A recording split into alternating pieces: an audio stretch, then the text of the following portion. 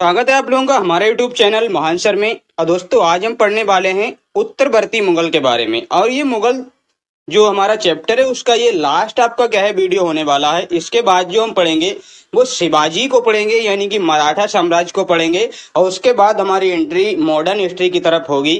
वहां से हम एक एक चीज को बड़े ही इंटरेस्टिंग तरीके से और एक एक चीज को बड़ी डीपली पढ़ते हुए चलेंगे, क्योंकि वहां से एग्जाम में जो क्वेश्चन आते हैं वो ऐसे आते हैं कि आप लोग कंफ्यूज हो जाते हैं। तो कोई भी चीज उसमें हम नहीं छोड़ेंगे।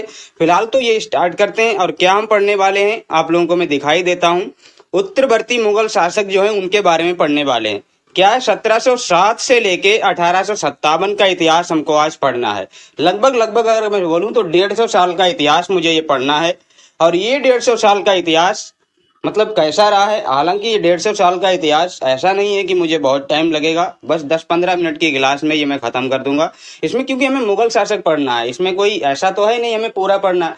पूरा तो हम एक एक टॉपिक वाइज में पढ़ेंगे ना, तो वहां से हम स्टार्ट करेंगे। तो उत्तरवर्ती मुगल शासक में जो आते हैं, मैंने बताया था लास्ट क्लास में, औरंगजेब एक ऐसा शासक होता है जो अंतिम प्रभावी शासक होता है, अंतिम ऐसा शासक होता है जो मुगल काल में उस सत्ता को कायम रखता है। और उसके जाने के बाद मुगल काल का डिक्लाइन हो जाता है, पतन की ओर स्टार्टिंग हो जाती है। तो यहाँ से उसका होता है उत्तरवर्ती मुगल काल में जो होता है वही पतन का ही काल इसको कहा जाता है। तो बहादुर शाह प्रथम एक शासक आते हैं। और ये बहादुर शाह प्रथम मैं अभी आप लोगों को बताऊंगा। देखिए बहादुर शाह प्रथम आते हैं, उसके बाद एक शासक आते हैं जहांदार शाह। इनका टाइम पीरियड भी मैंने दिया है। बहादुर शाह प्रथम जो कि आपके क्या बोलूं 1760 से लेके 1712 तक रहते हैं, यानी कि 5 साल का शासन। जहांदार शाह का 1 साल का शासन 1712 से 13 तक। इसके बाद जो आते हैं फर्रुखसियर जो 1713 से 19 तक रहते हैं, 6 साल का शासन इनका रहता है। इसके बाद एक इम्पोर्टेंट शासक आता है मोहम्मद शाह रंगीला, जिसका शासनकाल 1719 से लेके 1748 तक रहता है। इसके बाद एक जो शासक आते हैं अहमद शाह आते हैं, और इनका जो शासन है 1748 से लेके 1754 तक रहता है। इसके बाद जो शासक आते हैं आलमगीर द्वितीय, आलमगीर द्वितीय इनको बोला जाता है, मैं बताऊंगा क्यों बोला जाता है। 1754 से 67 तक इनका शासन रहता है। इसके बाद शाह आलम द्वितीय आते हैं जो 1759 से लेके 1806 तक शासन करते हैं। काफी लंबा टाइम है इनका भी काफी लंबा टाइम है, करीब करीब 47 साल का इनका शासन होता है।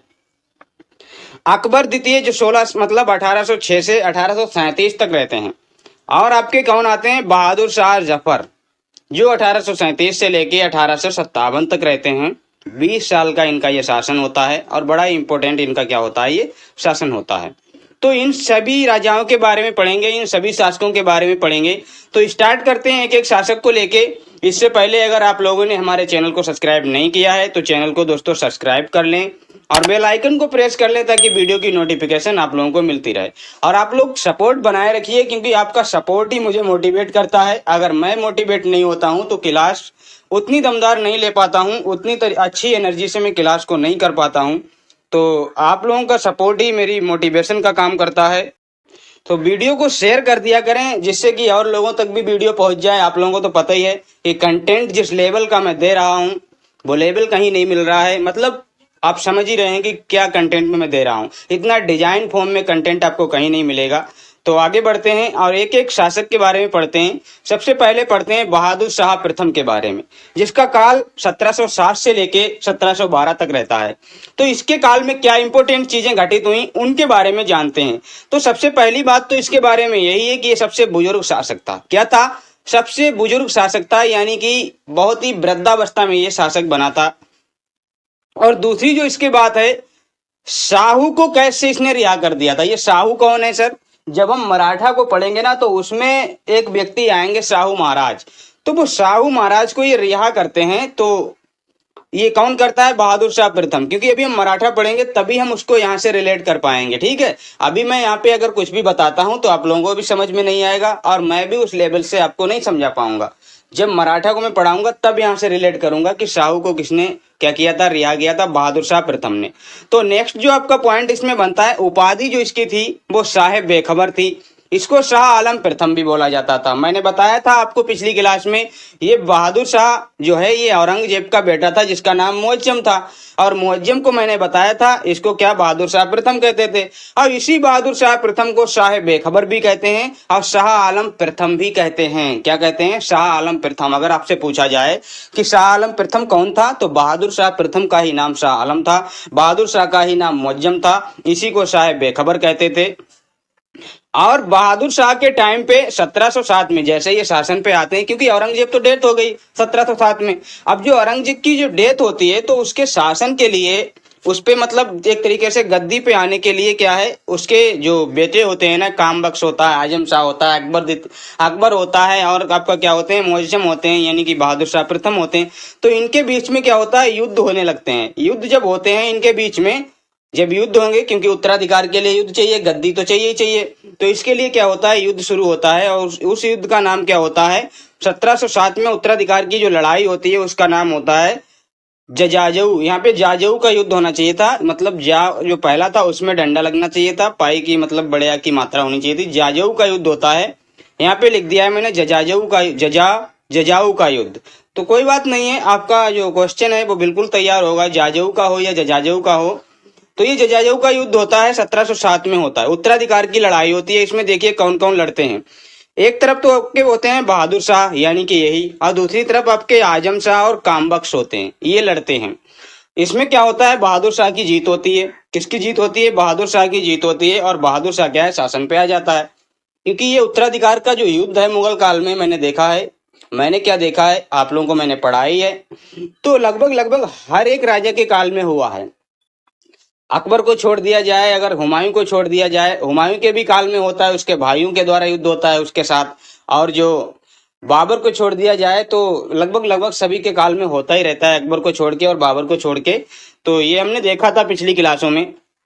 तो बहादुर शाह जब जीतता है, और इसमें बहादुर शाह की जो मदद की जाती है ना, तो वो कौन करते हैं, गुरु गोविंद, जो सिखों के 10वें गुरु भी हैं, वो ही इनकी मदद करते हैं, बड़ी मदद करते हैं, बड़ा ही सहारा देते हैं बहादुर शाह प्रथम को, जिसकी वजह से ये उस युद्ध को जीत पाता है। क्योंकि वहां पे आजम शाह और कामबख्श दोनों ही होते हैं, तो इनकी मदद गुरु गोविंद सिंह करते हैं, और ये बहादुर शाह प्रथम गुरु गोविंद को बड़ा ही मानता था, इसलिए ये मदद भी कर देते हैं। अब यहाँ पे जो बहादुर शाह होता है, इसकी एक प्रेमिका होती है, ये भी फैक्ट आप याद रखिए, कभी कभी एग्जाम में पूछ लिया जाता है, किस मुगल शासक की प्रेमिका एक पुर्तगाली महिला थी, तो ऐसे क्वेश्चन बन जाता है। तो वो आपका कौन है, बहादुर शाह। तो एक पुर्तगाली महिला थी, उसका नाम क्या था, जूलियाना था, जो आपकी बहादुर शाह की प्रेमिका थी। अब जो नेक्स्ट शासक आएंगे वो कौन आएंगे, जहांदार शाह। कौन आएगा, जहांदार शाह आएगा। और जहांदार शाह क्या करेगा, इतिहासकार ने इसको क्या बोला है, लंपट मूर्ख बोला है। क्या बोला है, लंपट मूर्ख इसको कहा है इतिहासकारों ने, लंपट मूर्ख। अब ये लंपट मूर्ख इसको क्यों कहा है, क्योंकि ये बड़ा ही मतलब एक तरीके से मूर्ख शासक था। इसको मतलब कोई भी शासन, ये गद्दी पे तो आ गया था, लेकिन इसको क्या है, एक तरीके से मैं बोलता हूँ ना कि एक तरीके से आदमी को वो नहीं होती है, नॉलेज नहीं होती है, या एक तरीके से हिंदी में अगर बोलूं मतलब देहाती में, तो लोग कह देते हैं कि तमीज नहीं होती है, तो वो बातली बात इसमें थी। तो ये जहांदार शाह का जो शासनकाल है 1712 से 13 तक, एक ही साल इस पे टिकता है। और ये कैसा क्यों होता है, ये लाल कुमारी नामक एक वेश्या होती है, उस पर ये फिदा हो जाता है, उसी के प्यार में ये पड़ जाता है, और हर वक्त मतलब उसी के पास रहता है, उसी को अपने पास रखता है, तो उसी के साथ सारा जीवन इसका बीतता है, मतलब पूरा एक साल जो होता है बीतता है, इसे शासन की कोई खबर नहीं रहती है। तो इसका जो एक ही साल क्या है शासन चल पाता है। तो ये जहांदार शाह मतलब बड़ा ही क्या है, इसीलिए इसको लंपट मूर्ख कहा गया, क्योंकि एक ही साल तो शासन कर पाया इसने। और सैयद बंधु जो होते हैं ना, उनकी वजह से ये शासन पे आया था। सैयद बंधु होते हैं, उनकी वजह से ये शासन पे आता है। ये सैयद बंधु कौन है, सैयद बंधु दो ऐसे कैरेक्टर हैं जो मुगल शासकों में क्या करते हैं, जैसे कि ये जहांदार शाह आया है, मैंने इसको आपकी पीछे की स्टोरी नहीं बताई। जहांदार शाह जब शासन पे आया है तो ये बहादुर शाह के मरने के बाद आया है, लेकिन बहादुर शाह के मरने के बाद भी क्या है, उत्तराधिकार का युद्ध चलता रहा। तो जहांदार शाह ने क्या किया, जब युद्ध हुए तो जहांदार शाह को क्या किया, हुसैन अली और ये अब्दुल्ला खान, ये सैयद बंधु हैं, इन्होंने इसकी मदद की और शासन पे बिठा दिया, गद्दी पे बिठा दिया था, क्योंकि उत्तराधिकार के युद्ध हो रहे थे। तो जहांदार शाह को ये सैयद बंधु क्या है, इनका नाम है हुसैन अली और अब्दुल्ला खान, और इनको क्या बोला जाता है, देखिए मैंने यहाँ पे लिखा है किंग मेकर। किंग मेकर बोले तो ये मुगल काल में जितने भी राजा आएंगे, अब मतलब जो भी ये उत्तरवर्ती में, तो ये सबको गद्दी पे बिठाने का काम ये सैयद बंधु ही करते हैं। लगभग सबको बिठाने का करते हैं। बहुत से ऐसे राजा आते हैं, तो सैयद बंधु ने जहांदार शाह को भी बिठाया था। तो ये पॉइंट आप याद रखना, किसने बिठाया था जहांदार शाह को गद्दी पे? सैयद बंधुओं ने। और सैयद बंधुओं के नाम हुसैन अली और अब्दुल्ला खां थे। इनको किंग मेकर बोला जाता था। अब जो नेक्स्ट किंग आएंगे, मतलब नेक्स्ट आपके जो रूलर आएंगे, वो फर्रुखसियर आएंगे। फर्रुखसियर जब आता है तो इसके काल में भी आपका क्या रहता है, वो उत्तराधिकार का युद्ध तो चलते रहता है। लेकिन ये 1713 में क्या होता है, एक तरीके से बैठ जाता है, क्योंकि ये जहांदार शाह का बेटा होता है। अब इसको क्या बोला गया, देखिए यहाँ पे क्या है, यहाँ पे स्लाइड नहीं है। स्लाइड में मतलब पता नहीं कैसे भी स्लाइड शो नहीं हुआ है। मैंने तो लगाया था, लेकिन स्लाइड शो पता नहीं क्यों नहीं हुआ है इसमें। तो कोई बात नहीं, फिलहाल तो मैं ऐसे इसको बता देता हूँ। क्या देखिए, जहांदार शाह ही फर्रुखसियर 1713 से लेकर 1719 तक ये शासन पे रहता है। इसे घेरणित शासक बोला जाता है। क्या बोला जाता है? घेरणित शासक। इसने जयसिंह को सबाई की उपाधि दी थी। क्या दी थी? जयसिंह को सबाई की उपाधि दी थी। एक शासक होते हैं जयसिंह, जो इसी की तरफ से होते हैं, मतलब इसी की सेना में होते हैं, शासक नहीं होते हैं, इसके सेनापति होते हैं। तो इसने उनको क्या दी थी? सबाई की उपाधि दी थी। और इसके समय में 1715 में एक शिष्टमंडल आता है। क्या है? एक शिष्टमंडल आता है। क्या आता है? एक शिष्टमंडल 1715 में। कब आता है पूछा जाता है। ये शिष्टमंडल किसके समय में आया था? फर्रुखसियर के समय में आया था।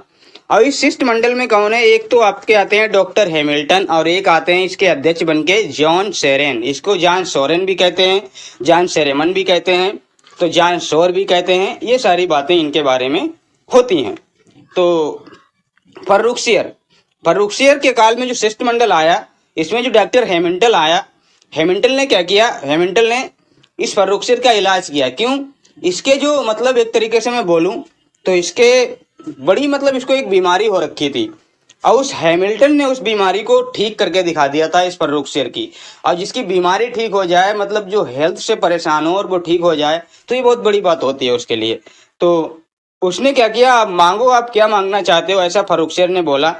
और तो जो हैमिल्टन था और जो अंग्रेज थे, उन्होंने क्या मांग लिया? उन्होंने कहा कि हमको दस्तक पास दे दीजिए। ये दस्तक पास क्या होता है? मतलब हमको यहाँ पे एक तरीके से ट्रेड करने का पास बना दीजिए, कि हम कहीं भी ट्रेड करें तो हमसे कोई टैक्स ना ले, हमको कोई रोके ना, हमको कोई छेड़े ना, हम कहीं पर भी व्यापार अपना स्टार्ट कर दें, कहीं पर भी अपनी फैक्ट्री खोल लें, कहीं पर भी अपनी कंपनी खोल लें, कहीं पर भी हम अपना धंधा स्टार्ट कर दें, ऐसा हमको एक पास बना के दे दो।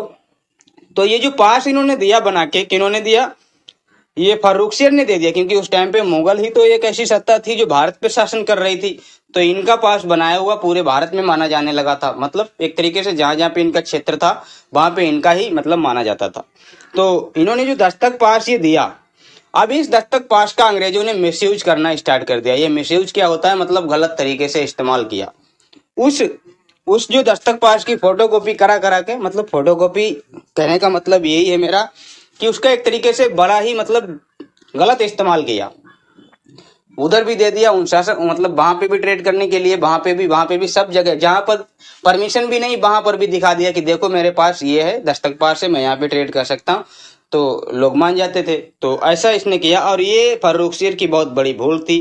फर्रुखसियर को इसीलिए क्या बोला जाता है? घेरणित शासक बोला जाता है। बड़ा ही घेरणित शासक, बड़ा ही कायर शासक इसको बोला जाता है, कि इसने अंग्रेजों को, मतलब अंग्रेज अगर भारत में कदम रख पाए, भारत में सक्सेसफुल हो पाए, तो ये फर्रुखसियर की देन है। फर्रुखसियर की वजह से अंग्रेज भारत में इतना काबिल हो पाए।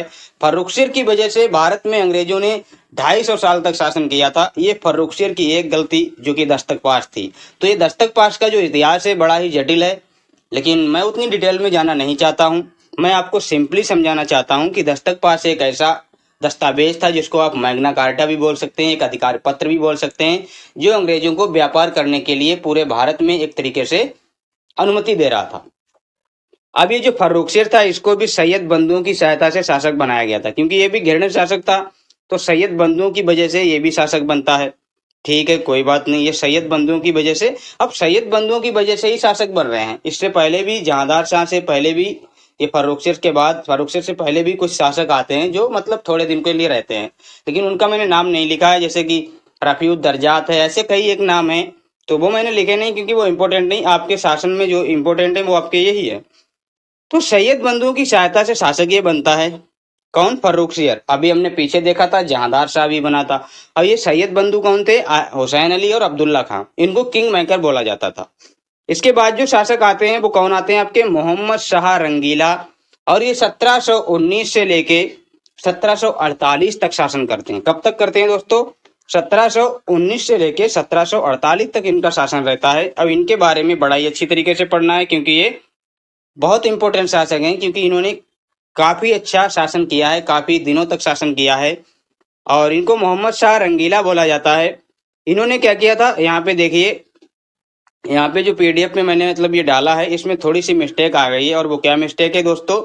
इसमें ये मिस्टेक है कि इसमें जो है ये जो पीडीएफ मैंने डाली है, इसमें यहाँ पे जी 1919 हो गया है, यहाँ पे 1719 है। मैंने सही भी किया, लेकिन पता नहीं कि पीडीएफ वो वाली आई क्यों नहीं, मतलब पीपीटी। मैंने इसको सही किया था, अभी सुबह ही सही किया था, और फिर से मैंने इसमें डाली थी, लेकिन पता नहीं क्या हो गया इसमें। 1719 शायद गलती से रह गया होगा। तो यहाँ पे 1719 होना चाहिए। यहाँ पे क्या होना चाहिए? 17, क्योंकि 1719 से 1748 तक शासन है ना, इतना ही है ना। पीडीएफ में आपको सही मिलेगा बिल्कुल भी। तो ये 1719 से लेके जजिया कर को इसने क्या किया था? पूर्णतः समाप्त कर दिया था। किसको? जजिया कर को इसने 1719 में पूर्णतः समाप्त किया, पूरी तरह से कंप्लीटली की। इसके बाद अब जजिया कर नहीं लगाया जाएगा। तो ऐसा कौन सा शासक था जिसने जजिया कर को पूर्णतः समाप्त किया था? तो वो आपका कौन था? वो आपका मोहम्मद शाह रंगीला था। और एक व्यक्ति थे चिनकलिज खां। कौन थे? चिनकलिज खां। चिनकलिज खां के साथ मिलकर सैयद बंधुओं को खत्म किया था इसने, क्योंकि ये सैयद बंधु क्या करते थे, ये किसी को भी शासक बना देते थे। और इन्होंने जब भी बनाया है, एक ऐसे शासक को बनाया है जो कि मैं एक तरीके से बोलूं, एक बेवकूफ शासक को ही इन्होंने गद्दी पे बिठाया। जैसे कि फर्रुखसियर हुआ, जैसे कि जहांदार शाह हुआ, उसे लंपट मूर्ख कहा गया, फर्रुखसियर को गैर शासक कहा गया। तो ऐसे ऐसे मतलब ये लोग थे, ऐसे मतलब इन्होंने हर बार वही किया, एक नाकाबिल व्यक्ति को शासन पे बिठा दिया। तो और ये मोहम्मद शाह रंगीला आता है तो ये सैयद बंधुओं को ही हटा देता है सबसे पहले, कि ये व्यवस्था खत्म करो, नहीं तो ये फिर किसी को यहाँ पे बिठा देंगे। तो ये सैयद बंधुओं को मरवा देता है। और चिनकलिज खां ये कौन था? हैदराबाद निजाम शाही के संस्थापक हैं। हैदराबाद में जो निजाम शाही आती है, कर्नाटक में आती है। तो ये हम पढ़ेंगे एक चैप्टर में, इसको पढ़ लेंगे जब हम मॉडर्न इतिहास पढ़ रहे होंगे, तो वहां पे ये निजाम शाही वाले, हैदराबाद वाले, बंगाल वाले, सारी चीजें पढ़ेंगे। अब 1737 में क्या करता है? बाजीराव प्रथम ने इसके काल में आक्रमण किया था। किसके? इस मोहम्मद शाह रंगीला के काल में बाजीराव प्रथम ने आक्रमण किया था। ये बाजीराव प्रथम कौन है? ये मराठा साम्राज्य के एक पेशवा हैं, एक शासक हैं, जिन्होंने क्या किया था? मोहम्मद शाह रंगीला पर आक्रमण किया था। मोहम्मद शाह रंगीला पर आक्रमण किया 1737 में। तो मोहम्मद शाह रंगीला को दिल्ली छोड़कर भागना पड़ा था। इतना खतरनाक आक्रमण किया था इस बाजीराव ने, मतलब एक तरीके से छक्के छुड़ा दिए थे इस मोहम्मद शाह रंगीले के, और इसको भागना पड़ा था छोड़ के। लेकिन ये फिर से आ जाता है, क्योंकि बाजीराव का वो मिशन तो नहीं होता है। अब क्या होता है? 1739 में एक व्यक्ति आते हैं, नादिर शाह। नादिर शाह का आक्रमण होता है भारत में 1739 में। 1739 में नादिर शाह का आक्रमण होता है। और जब 1739 में नादिर शाह का आक्रमण होता है, अब इस नादिर शाह को क्या बोला जाता है? ईरान का नेपोलियन। कहीं कहीं पे आपको लिखे मिलेगा फारस का नेपोलियन। तो ये फारस और ईरान एक ही चीज है, तो आप लोग याद रखना, फारस का नेपोलियन मिले। मैं पीडीएफ में शायद इसको ऐड करा दूंगा कि इसको फारस या ईरान का नेपोलियन भी कहा जाता है। और इसने क्या किया था? 70 करोड़ जेवरात, 70 करोड़ की धन दौलत मतलब ये लूट के ले गया था। 70 करोड़ का जेवरात लूट के ले गया था। तख्ते ताऊस जो कि शाहजहां ने बनवाया था, उसको भी ये लूट के ले गया था। जिसमें कोहिनूर हीरा जड़ा था, उसको भी ये लूट के ले गया था। तो बहुत सारा धन लूट के ले गया था आपका कौन? नादिर शाह। ये नादिर शाह का जो आक्रमण होता है, कि बहुत भयानक आक्रमण होता है। एक एक दिन में इसने 50-50 हजार लोगों को मारा था इस नादिर शाह ने। मतलब बहुत खतरनाक आक्रमण करता है दिल्ली पे ये। तो ये बहुत कुछ लूट के, जब इतना कुछ लूट के ले गया है तो समझो कितने लोगों की इसने हत्या की होगी इस नादिर शाह ने। लेकिन ये लूट के चला गया था। क्या था? ये लूट के चला गया था। अब आगे क्या है दोस्तों? आगे जो एक शासक आते हैं, आलमगीर द्वितीय हैं। क्या नाम है इनका? आलमगीर द्वितीय। अभी जो आलमगीर द्वितीय हैं, इनको आलमगीर द्वितीय क्यों बोला गया है? क्योंकि जो आलमगीर प्रथम था वो तो औरंगजेब ही था, क्योंकि उसी का नाम आलमगीर औरंगजेब था। तो ये क्या होना है? आलमगीर द्वितीय है। इनका जो काल रहता है दोस्तों, इनका जो टाइम पीरियड रहता है वो आपका क्या रहता है? 1754 से लेके 1739 तक इनका टाइम पीरियड रहता है। अब इनके काल में एक इम्पोर्टेंट घटना होती है। इनके समय में क्या होता है, प्लासी का युद्ध जो 23 जून 1757 को होता है। तो ये बहुत इंपॉर्टेंट घटना है इनके काल की, याद रखना दोस्तों। आलमगीर के काल में एक ही इंपॉर्टेंट घटना है, वो प्लासी का युद्ध। मतलब ये इसने नहीं लड़ा था, लेकिन इसके टाइम पीरियड में हुआ था जब ये शासन पे था, क्योंकि 1757 में हुआ और ये 1754 से 1759 तक शासन पे रहा है। तो इसी के टाइम पीरियड में ये युद्ध होता है, उसको भी पढ़ेंगे मॉडर्न हिस्ट्री में। शाह आलम द्वितीय आते हैं। शाह आलम द्वितीय क्यों बोला जाता है इनको, शाह आलम सेकंड क्यों बोला जाता है, क्योंकि शाह आलम प्रथम हम पढ़ चुके हैं, बहादुर शाह प्रथम को, उन्हीं को शाह आलम प्रथम कहा जाता था। अब शाह आलम द्वितीय जो आते हैं, इनका 47 वर्ष तक शासन रहता है। देखिए 1759 से लेके 1806 तक इनका शासन रहता है, 47 वर्ष। तीसरा सबसे लंबा शासन काल रहता है इस मुगल वंश का। मुगल वंश में तीसरा अगर सबसे लंबा शासन है तो ये आपका किसका है, ये आपका किसका है, ये आपका क्या बोलता हूं मैं, शाह आलम का है। देखिए दो ही काल आपके सबसे लंबे रहे हैं, एक तो आपका अकबर का जो 49 वर्ष का शासन रहता है। देखिए मैंने लिखा नहीं है कहीं पे 49 वर्ष का, लेकिन आपको कैलकुलेट करना आना चाहिए। अकबर कब बैठा, 1556 में गद्दी पे बैठा, 1556 में बैठा और 1605 में उसकी क्या होती है, डेथ होती है। तो आप कैलकुलेट कर लीजिए, उसका जो टाइम पीरियड निकल के आएगा 49 वर्ष। अब औरंगजेब भी आपका क्या है, 1757 या 58 में बैठता है, 58 में बैठता है गद्दी पे। 58 में उसका राज्याभिषेक एक आगरा में होता है, एक आपका दिल्ली में होता है। तो 58 में बैठता है और 1707 में उसकी क्या होती है, डेथ होती है। तो वो भी आपका अगर कैलकुलेट करेंगे तो आपका क्या निकल जाएगा, 49 वर्ष का। तो दो ऐसे शासन हुए जो 49 वर्ष रहे मुगल काल में। और जो तीसरा आपका शासन रहा है वो आपका 47 वर्ष का रहा है, शाह आलम द्वितीय का। तो सबसे लंबा तीसरा काल है आपका ये। अब इसके बाद का इससे रिलेटेड थोड़े पॉइंट पढ़ लेते हैं शाह आलम द्वितीय से, क्योंकि इसके काल में बड़ी इंपॉर्टेंट घटना हुई है। 1759 से 1806 तक रहेगा, जो 47 साल तक रहेगा। तो क्या उसके काल में इंपॉर्टेंट घटनाएं नहीं होंगी, बिल्कुल होंगी। देखिए पानीपत का तीसरा युद्ध जो 1761 को होता है, 14 जनवरी 1761 को होता है, अहमद शाह अब्दाली और आपका किसके बीच होता है, अहमद शाह अब्दाली और मराठाओं के बीच में होता है। ये मैंने यहाँ पे पॉइंट नहीं लिखा ये किसके बीच में होता है, ये मैं आप लोगों को तब बताऊंगा जब मैं इसको पढ़ाऊंगा। कब पढ़ाऊंगा, मराठा काल में, क्योंकि मराठा के काल में ये ऐसा होता है। उसके बाद आपका एक और घटना इसके काल में होती है, बक्सर का युद्ध होता है, 1764 का बक्सर का युद्ध, बड़ा ही भयानक युद्ध होता है। और ये वो युद्ध होता है दोस्तों जो अंग्रेजों की सत्ता को है भारत में कायम कर देता है। प्लासी का युद्ध भी होता है जो अंग्रेजों की सत्ता भारत में कायम करने के लिए बहुत बड़ा जिम्मेदारक होता है। लेकिन प्लासी का जो युद्ध होता है वो कोई युद्ध नहीं होता है, वो एक षड्यंत्र होता है, जिसमें क्या होता है, एक तरीके से षड्यंत्र के जरिए जो आपका कौन होता है, सुजाउद्दौला होता है, क्या नाम होता है, मुझे थोड़ा नाम उसका ध्यान नहीं आ रहा है, सिराजुद्दौला। तो उसको क्या षड्यंत्र के जरिए उसको मिटा दिया जाता है। लेकिन जो ये बक्सर का युद्ध होता है ये भारत पे, इसमें क्या होता है, ये अंग्रेजों की मतलब अपनी सैनिक शक्ति की वजह से होता है और वो जीत लेते हैं, तो उसी की वजह से भारत में सत्ता कायम होती है।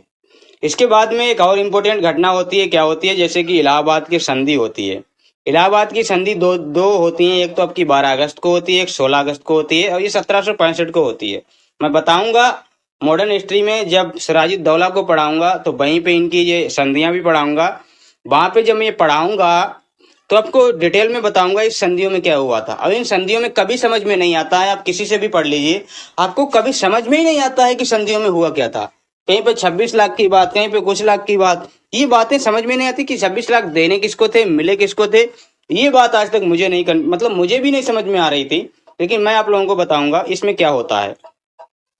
अकबर द्वितीय, उसके बाद में एक व्यक्ति आते हैं, कौन आते हैं, अकबर द्वितीय। तो अकबर द्वितीय को पढ़ते हैं। इनका जो टाइम पीरियड है 1806 से 1835 तक है। अब ये भी काफी लंबा शासन काल है, कितना 31 साल का इनका भी शासन है। देखिए इनके बारे में क्या होता है। तो ये जो अकबर द्वितीय होते हैं, इनके काल में क्या है, कोई इंपॉर्टेंट काम नहीं होता है।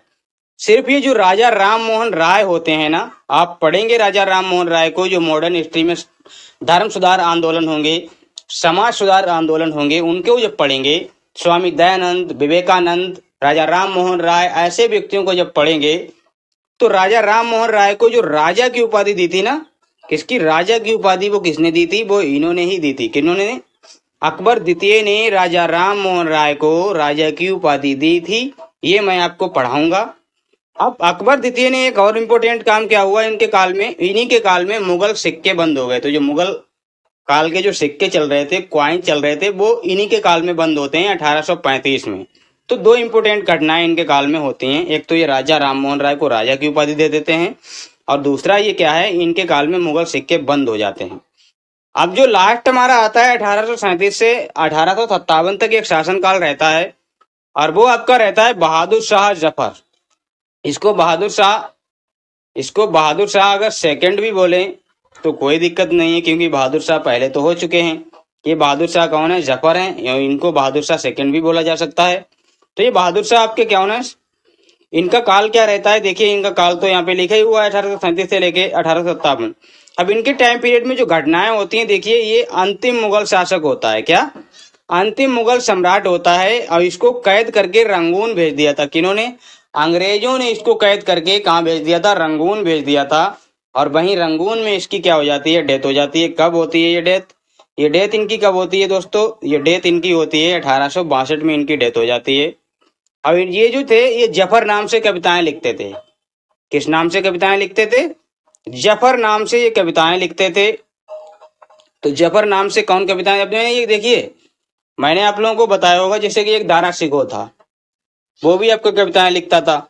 एक आपका सिकंदर लोधी था, वो भी आपका कविताएं लिखता था। तो सिकंदर लोधी गुलरुखी नाम से कविताएं लिखता था, और ये आपका किस नाम से, जफर नाम से कविताएं लिखता था। अब आपका ये क्वेश्चन है, आपसे मेरा ये क्वेश्चन है, आप बताइए कमेंट में कि दारा सिकोह के बारे में जब मैंने पढ़ाया था तो उसके बारे में भी बताया था कि वो किस नाम से कविताएं लिखता था। तो आप लोगों को ये मतलब बताना है कमेंट के जरिए कि दारा सिकोह किस नाम से कविताएं लिखा करता था। ये आप लोगों के लिए कमेंट में मतलब जवाब रहेगा, आप लोग बताइएगा इसको। ये आप लोगों के लिए एक होमवर्क की तरह है, बताना आप लोगों को।